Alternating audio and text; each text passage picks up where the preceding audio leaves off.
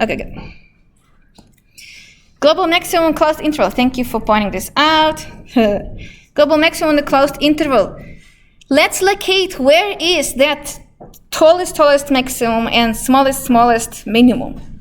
And that's what we call global extreme values. Global maximum or global minimum. Why it's only max? Global max. Global min. Let's add min to be fair to both.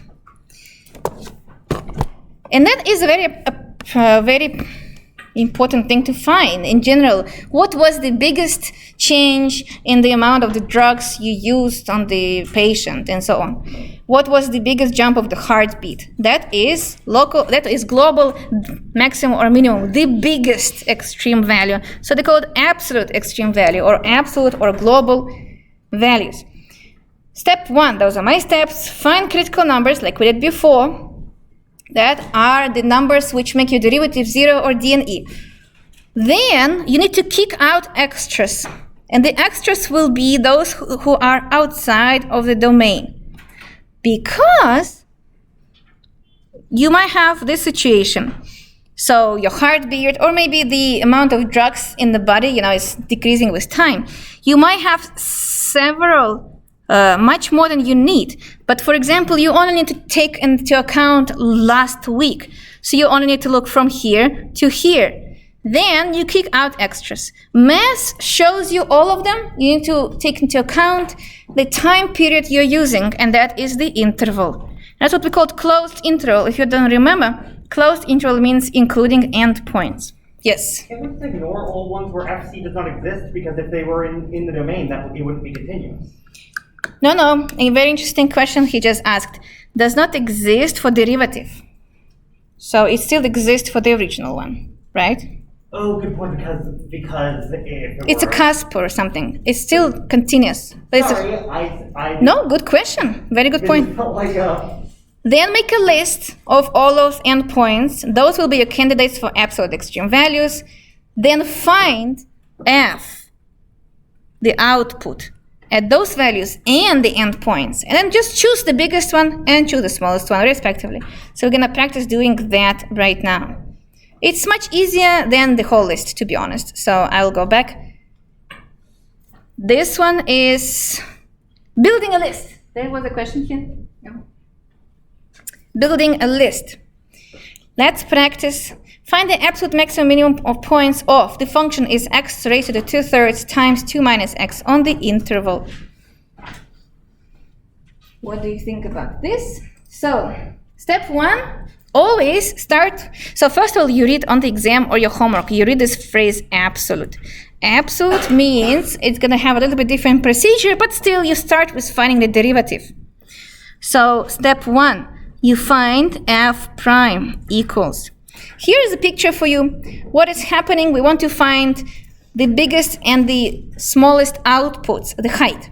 But on the interval from -1, which is from here, to 2, which is here. So we're only cutting the inputs from -1 to 2, and we're only considering outputs from here to here. Like so. And visually, I already see critical point, but the thing is, the highest point or the smallest point might be at the end points, so we'll have to consider them as well. Would you like to do product rule or any other way of finding the derivative? So finding derivative here, as you can see, there is kind of product rule going on. Would you want to do that or any other way? I would multiply, which called distribution, right? Let's distribute. It's going to be, so you see, I erased the prime. Its original f can be simplified to 2x to the 2/3 minus x, 1 plus 2/3. Check my lecture 0. How do we collect exponents? 2x to the 2/3 minus x. 3/3 plus 2/3 is 5/3. So that is my original function. Put it in the box. We might need it later.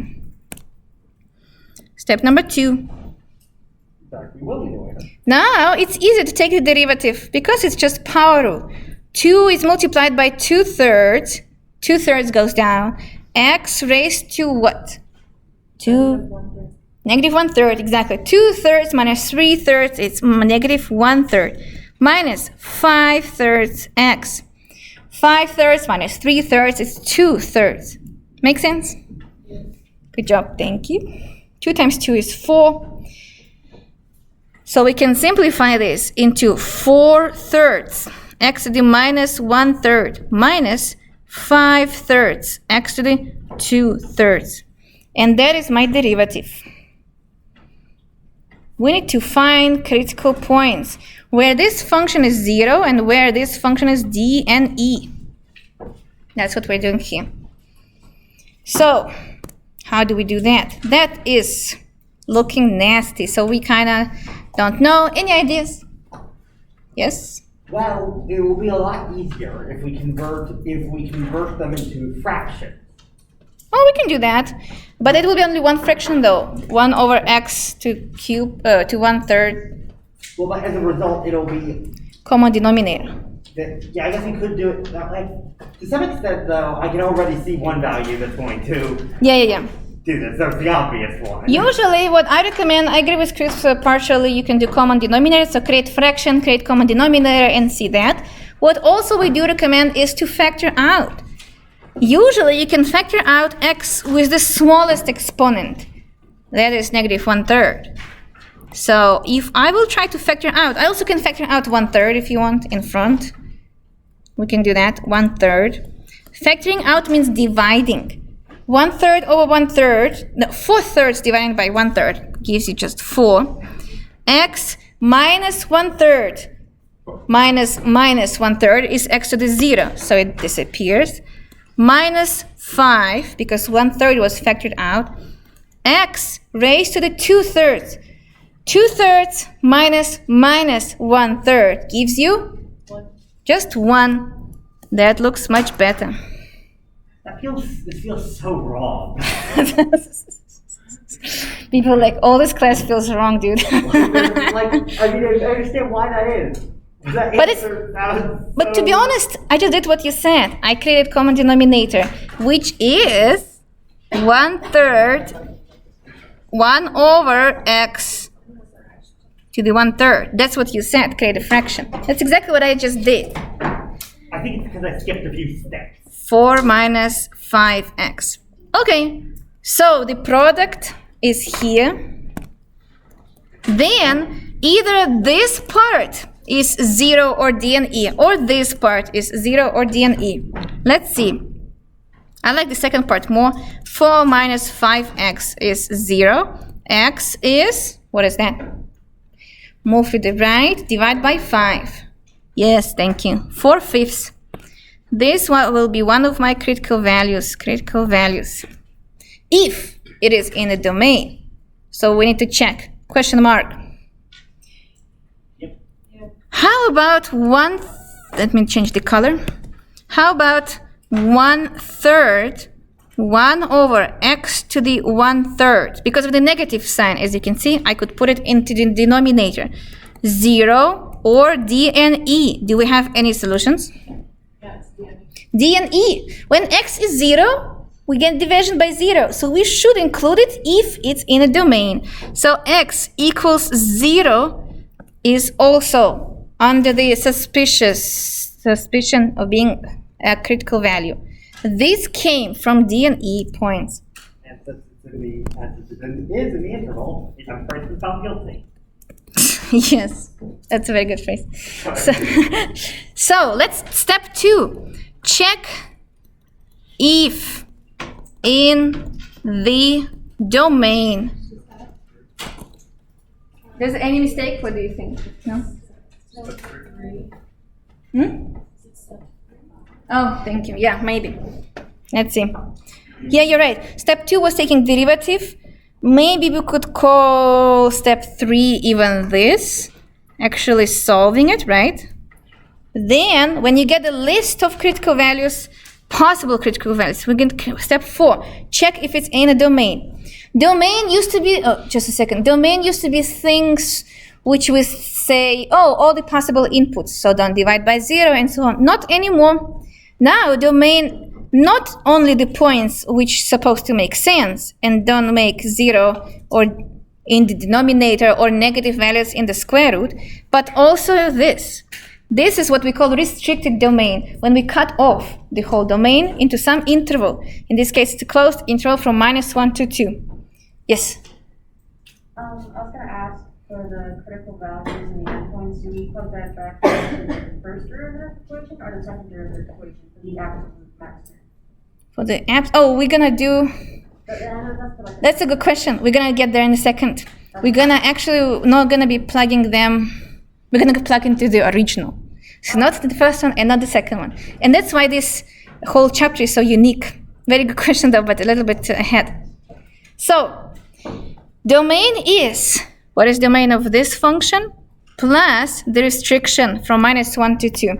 The first function is a polynomial x squared and a cube root. It exists everywhere. Times 2 minus x. It exists everywhere. So domain of the original function is actually -infinity to infinity, which is exactly what you see on the picture. Do I see any gaps, any jumps? No. I can put a pencil. It goes smoothly from the beginning to the end, which is -infinity to infinity. Then only domain I need to take into account is -1 and 2. This is smart what I just said, because sometimes inside of the -1 and 2, there might be a vertical asymptote, and it's your job to find it. So we're not going to tell you like, oh, there's something dangerous going on over here. You're supposed to figure it yourself as a scientist. That's what I wanted to say. So why did I write this down? -1 and 2 is basically our domain. Let's kick out points which are outside of -1 and 2. Do we have points like this? No. So both points are good. X equals 0 and x equals 4/5 are both critical values because, BC, they are in the domain. So, check mark, both are good. From the picture, so Chris mentioned why do we include D and E points? Why did we include this 0 again? It came from the D and E points. We had division by 0, so we included it. Because on the picture you can see a cusp. This is cusp. Cusp, if you don't remember, a sharp corner. So that's how it show up. That's why we have to include it. It is local minimum and might be global minimum. We have to check. Step 5 is the most fun one. Step 5, list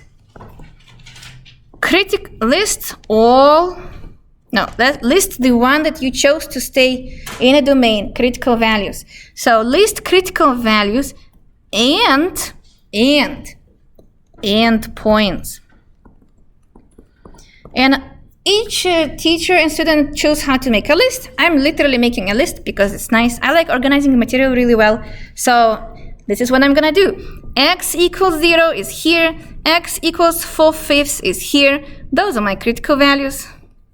And then I have two endpoints. -1, x equals -1, and x equals 2. These are my endpoints. We can call them A and B.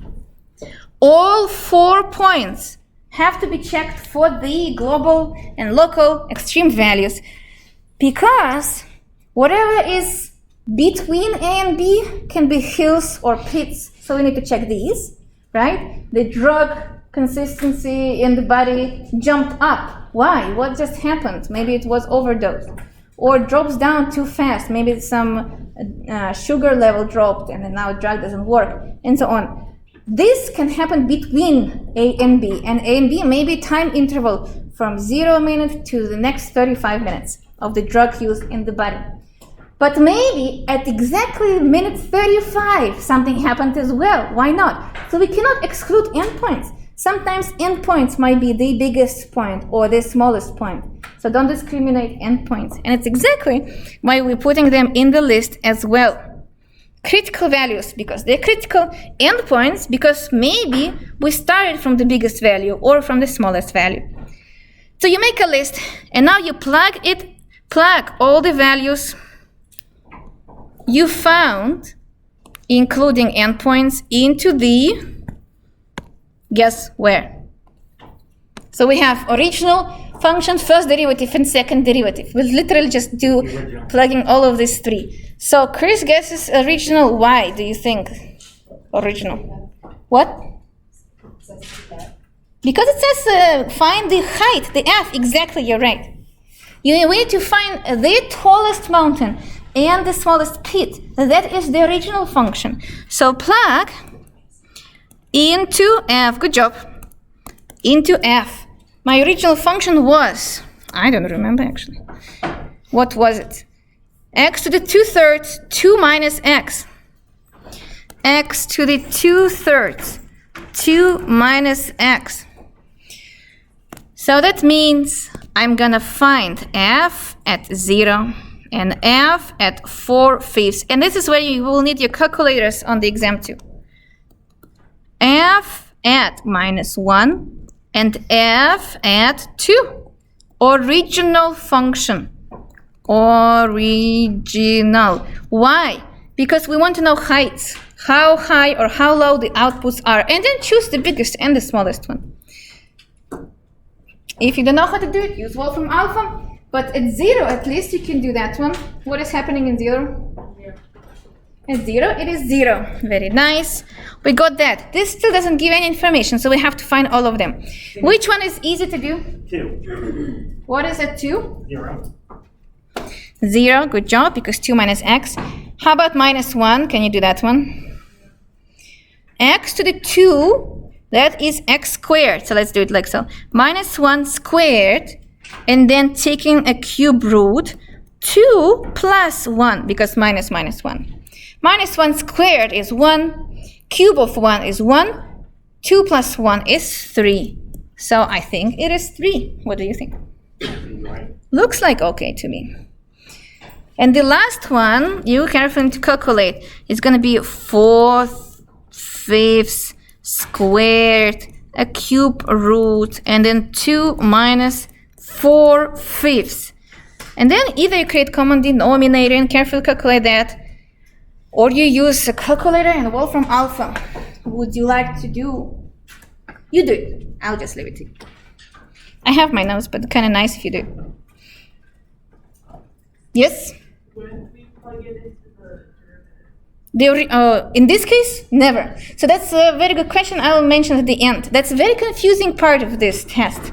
So we're not going to plug it into the derivative for this chapter at all. I'll mention in a second why. Well, actually, because we already know. Anyone calculate it? What is this number? I can hear someone is typing. I also can type. I have Wolfram Alpha here. 2 minus 4/5, if you want to see what I'm doing. 2 minus 4/5, and in front of it, it is 4/5. It is Wolfram Alpha, which is a very nice program, and it's using a code called Mathematica, 2/3. To check if it's correct, I click enter, and the formula should match. 4/5 to the 2/3, 2 minus 4/5. Does it look good? Does it look good? The correct exact answer is here, and we have approximate one. Let's write down both. Copy both. 12. Copy this one, you see. The exact one is important for the science purposes. Approximate one is important to have a feeling of what kind of number is that. 1, 0, 3, 4. Wolfram Alpha, always very scared to introduce it to freshman students because it's such an amazing tool. It does all the homework for you, so you guys kind of tend to abuse it. But Wolfram Alpha is amazing. It shows you all the graphs, everything. It actually can find maximum minimum for you. It can take derivatives for you, everything. And the thing which you might not know, there is a pro account here which shows the steps, how it does everything, and ASU give us free pro account if you're a student or a faculty. Find it. So when I located all the steps, it was very, very convenient. So we use quite a lot for teaching and math research. Wolfram Alpha uses Mathematica, and we do code in Mathematica quite a lot. Let's finish this problem. We have 4 inputs and 4 outputs. The theorem says there's nothing else we need to check. We checked critical values between endpoints, and we did check endpoints. Nothing else can be the tip of the mountain or a pit, maximum or minimum. So your job is to choose the highest height and the deepest pit, right? That's why we found those outputs. What is the largest number from all the outputs? 3. The number 3. It corresponds to input -1. Thus, this is going to be my global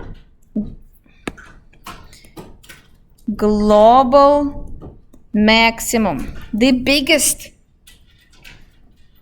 point. So I will say global maximum x comma y, input and output.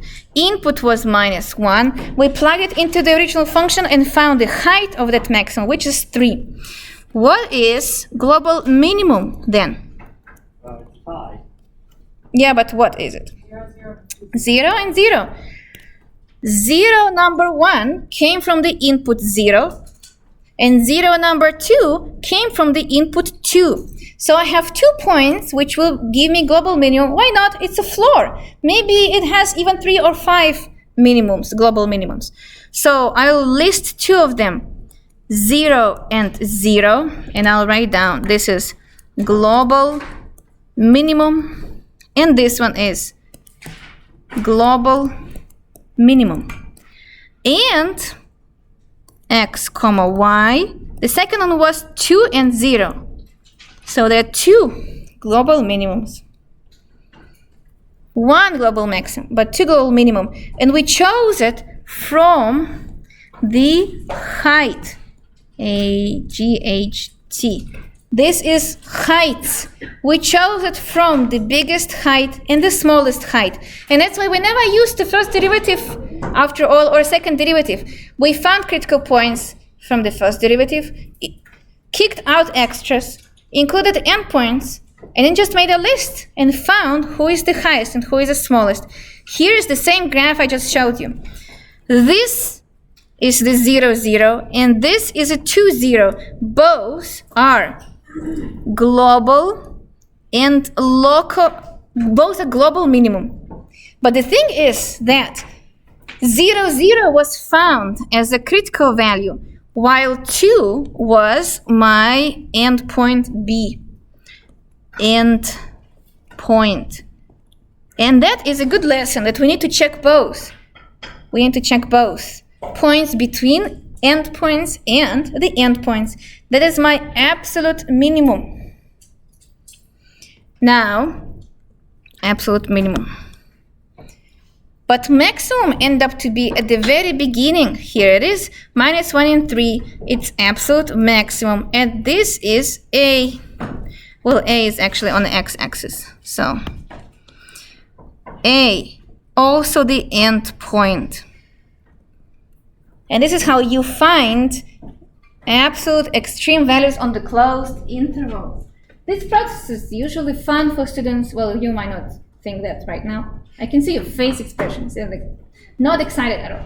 But you have to admit it's pretty interesting with examples I give you in the medicine, for example, or the population of fish in a tank, population of the bacteria in the water when you drink the water, and so on. So there was a spike that went down because you applied some sanitizer. The time of the sanitizer started decaying, the amount of bacteria goes up, but you washed your hands, so it goes down to 0 again. When the number of bacteria was the largest and the smallest. So that is pretty cool. Can you guess a function that has infinitely many global minimums and global maximums from -infinity to infinity? Any imagination? Sine and cosine. Sine, cosine. So cool that you guessed. Think about that. Sine and cosine has hills and pits at the same height forever. So even if you cut, you just have less of them in the cut you make, and the cut means decrease, restricting the domain. But to be honest, it has infinitely many ups and downs for sine and cosine. Pretty cool. I can also just learn when you do x equals 5, then I will have infinitely many. X equals 5, yeah. And for any sample size, I will still have infinitely many. So this is honestly a very good topic. We always put it on the test, including local max and local minimum. We always put global max and global minimum, and usually students do well. So practice this one. This is your good chance to get points on the test. And homework should be also not too bad. Not too bad. Let's do the quiz.